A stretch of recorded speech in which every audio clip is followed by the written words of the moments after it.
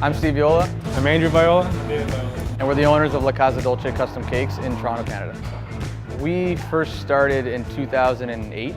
I guess before that, my brothers were in high school and they were taking culinary courses, and they excelled in the baking portion of it. So I guess they decided they wanted to go to George Brown to pursue baking, and I was doing my undergrad in business. So right there, the three of us already had kind of like a skill set to kind of put together for a business, but I don't think we knew it yet. And because my brothers were twins and boys, which you don't really see in baking in the kitchen all too often, people started asking them to make cakes from home and this and that. So they started doing, simple cakes. Then I started going to a couple of fondant cakes and tier cakes. And I guess to make a longer story short, we started getting so many cakes per weekend that it was like, maybe we should register a business because we can make some money out of this.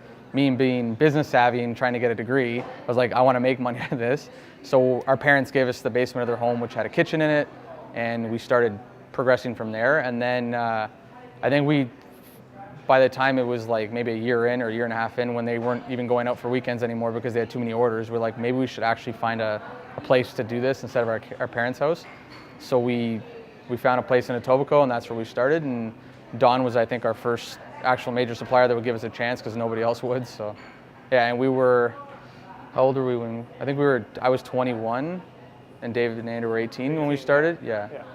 So we had an 1,800 square foot store in Etobicoke. It was 3 levels, but it was tiny, like a little tiny store that we had to go up and down stairs with 20-kilo bags of flour and sugar and all this kind of stuff.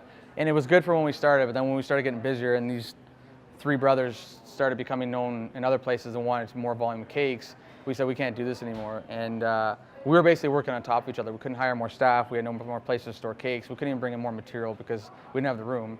So I looked for like a year for a bigger place. And I don't know if we wanted to go this big at first because we were all deathly terrified, but we made the decision. And we're Mississauga boys anyway. We were born and raised here.